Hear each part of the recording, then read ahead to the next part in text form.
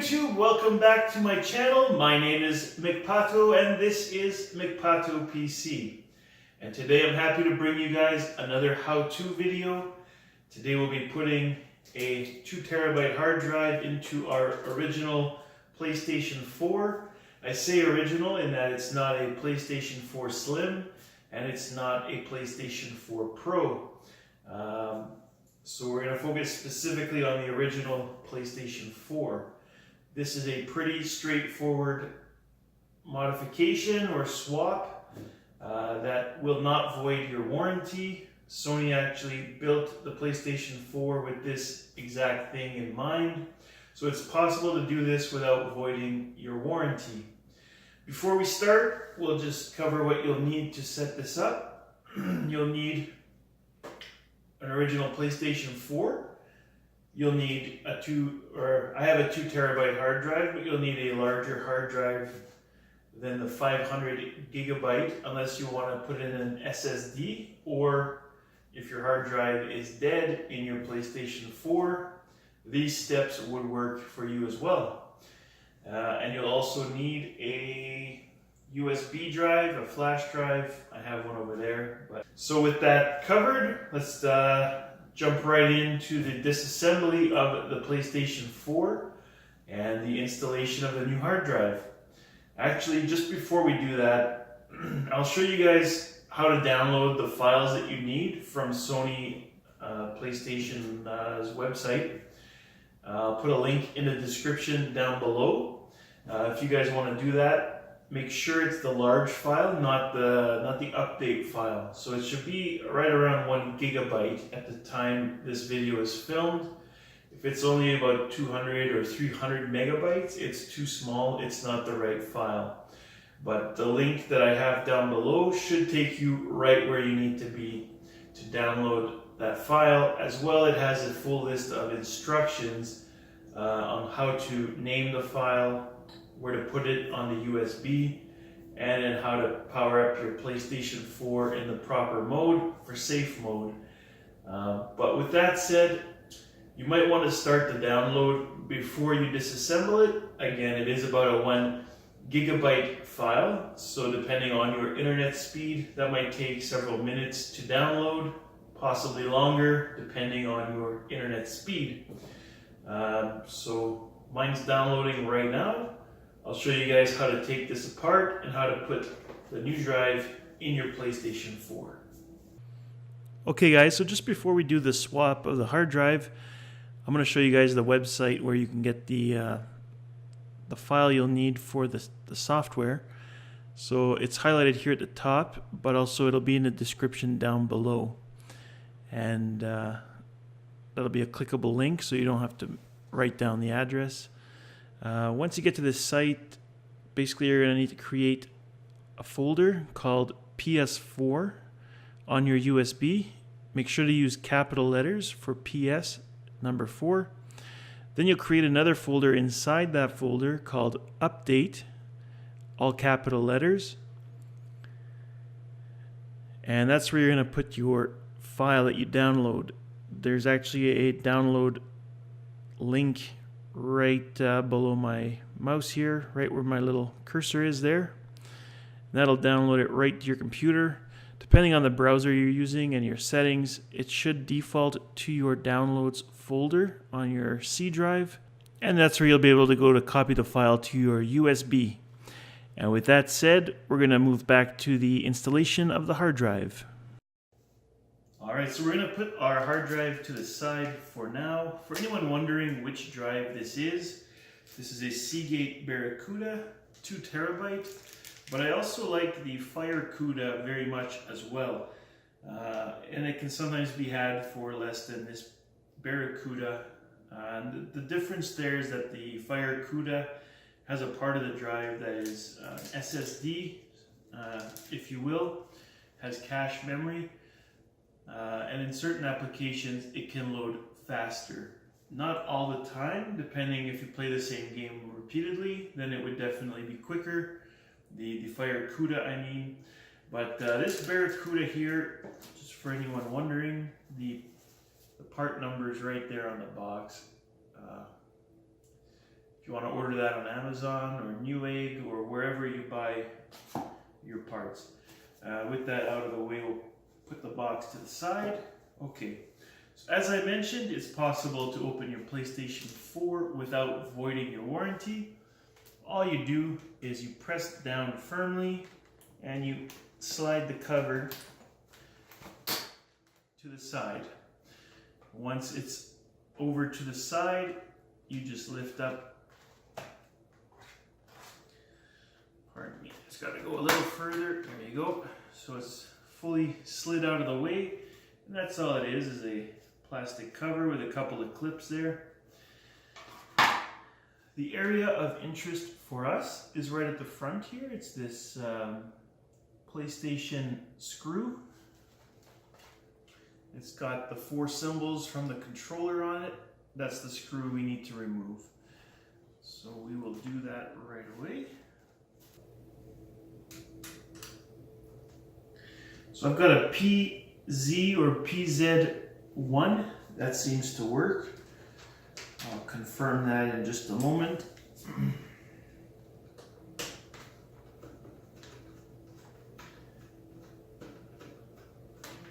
So it does appear that it works fine. And then once that screw is out, there's a little bit of a groove here. You just pull the tray out. And then you'll see there your stock hard drive. It's an HGST. And again, it's a 500 gigabyte SATA hard drive. And it's a 2.5 inch. For anyone wondering, you'll have 4 screws to remove on the sides.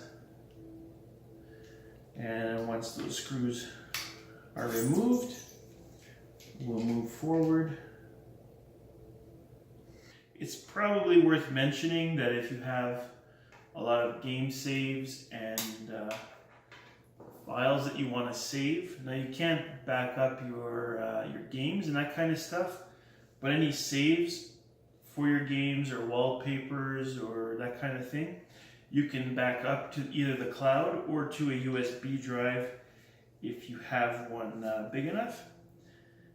So before we take this out, we'll just notice the orientation. So we got the power on the right and the data connection on the left, and it appears the label goes on the top. So now we can remove this. We'll just set that off to the side.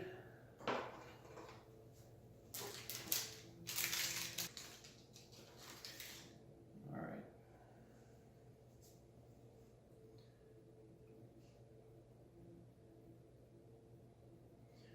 Now in order to get the same orientation, we'll just again put the label on the top.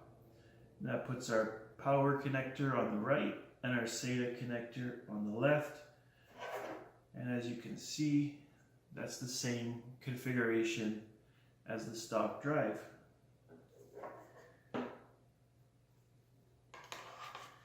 And we'll cover it right now. The drive is a 2 terabyte, as you can see, it says right on the drive. But once it's installed in the PlayStation, you'll only see about 1.8 terabytes, not 2 terabytes.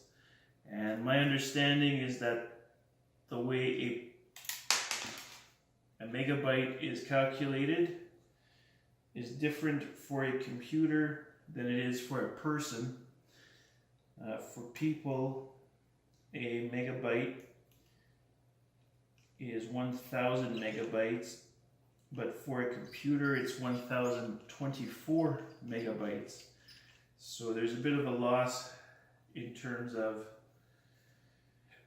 those extra 24 megabytes per gigabyte. Or sorry, I said megabyte. I meant a gigabyte is 1,024 megabytes. And most people consider it to be 1,000 megabytes exactly. So your drive's not broken and you didn't get ripped off. if you see 1.8 to 1.86 terabytes, that's just, I forget the exact number, but we'll cover that when we get there as well.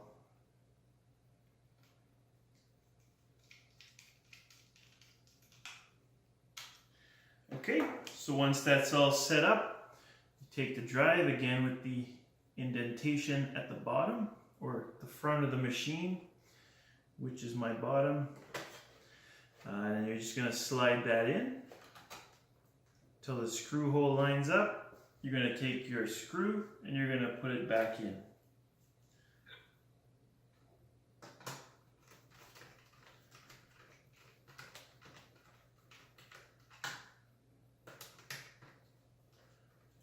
Okay, with that done, line up the edge here so that it can slide over the back, slide the front on, and just get it into place and pop it in. And we're done with this. Now we're going to download the software, and then we'll head up. In my case, we'll head upstairs and we'll take care of the software. Alright, so we've got our software downloaded and the new hard drive installed into our PS4. And now we're going to do the next step, which is to hold the power button for at least 7 seconds. The power button is the top button on your PS4. So just press and hold it.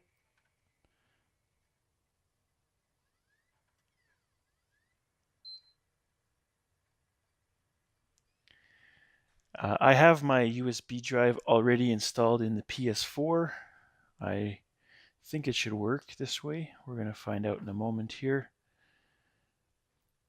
And if your controller doesn't work, you'll just need to plug it in with a cable for the first time. Okay, so connect DualShock using the USB cable. Press the PS button. Okay. So it's saying here on our instructions that we need to select reinstall system software, initialize PS4, which is option number 7.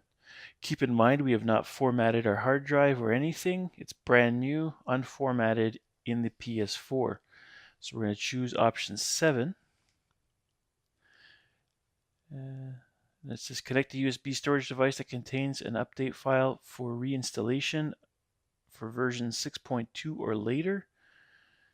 And we're just going to go to OK. It should now find the drive, or sorry, the folders that we created, the PS4 and then the update folder. Keep in mind they do say it's case sensitive, so you need to use capital letters for PS4 and then capital letters for update. Now it's saying the PS4 will be initialized. All user data, all users and all data will be deleted. Are you sure you want to continue? Yes.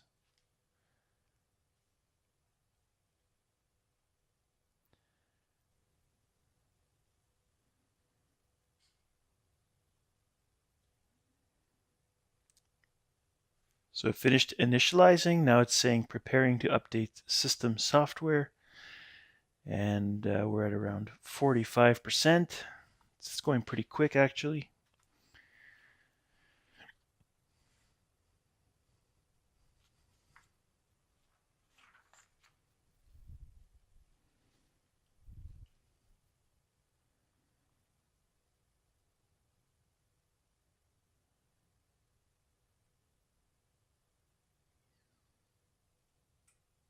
So the PS4 just turned itself off and then back on.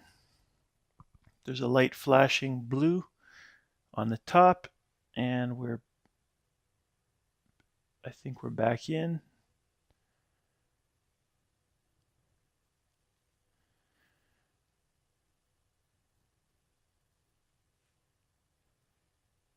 All right, so it's rebooted, and this is the screen that we're seeing. It says System Software Update. Installing update file. Do not turn off the PS4 during installation. After the installation is completed, the PS4 will automatically restart. So we're going to let it do its thing here, and then we'll come back with the next step. Alright, so the software is finished installing, and the PS4 is rebooting. So again, the blue light is flashing on the top, but it looks like it's going to start up. So it's just wrapping up the installation, I guess. My guess is that it probably is installing the original operating system for PlayStation 4, and then it installs the update or updates on top of that. But that's just my guess as to what's going on right now. Okay, so it's restarting again.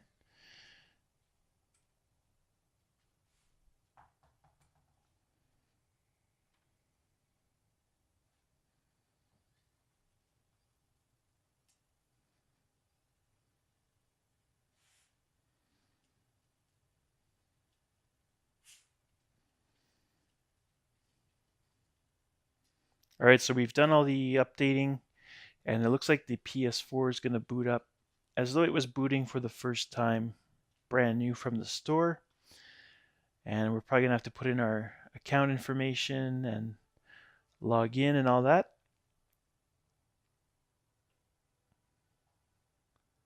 Okay, so yeah, it says connect the DualShock controller using a USB cable, which I've done.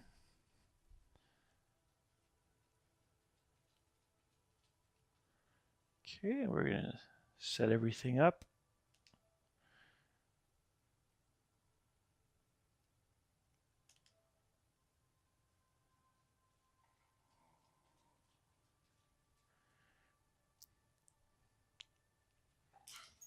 All right, so I'm actually going to set this all up, and then we'll come back once we're into the system, so you guys don't have to sit through all this.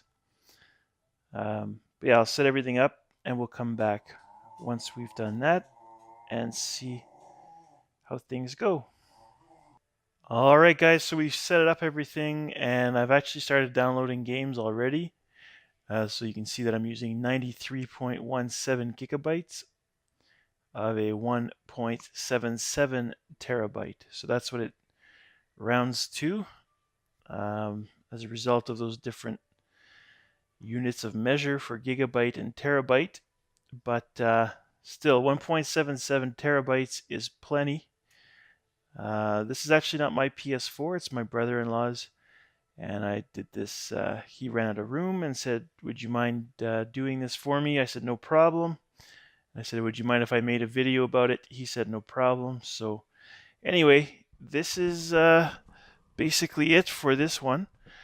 As you can see, it adds a lot of room. It's very easy to do. It takes a few, well, depending on your internet connection, it can take a while to get all your games back. But yeah. If you guys have any questions, leave them down in the comments section below. If you like this video or if it was able to help you out, hit the like button. And if you guys want to see more great how-to videos and other videos that are obviously I think are good, consider subscribing to the channel. That definitely helps me out a lot, encourages me as well. So, and of course lets me know I'm making videos you guys want to watch. All right, so with that, I'm going to say goodbye. Thanks for tuning in again. My name is McPato. Oh, actually, one thing before I go. If you're wondering what games you used to have on your system, you can actually log into your PlayStation account on a computer, possibly a mobile device as well. And you can actually see all of the games and programs that are affiliated to your account. And if you go into the PlayStation Store, you can download those items that you've already bought for free. Just go in there, pick the item, open it up, and instead of buying it, you'll have an option to download whatever game, movie, or music, or what have you. But yeah, that does conclude the video. Again, thanks for tuning in, guys. I'm McPato. This is McPato PC saying, see you next time. Bye-bye.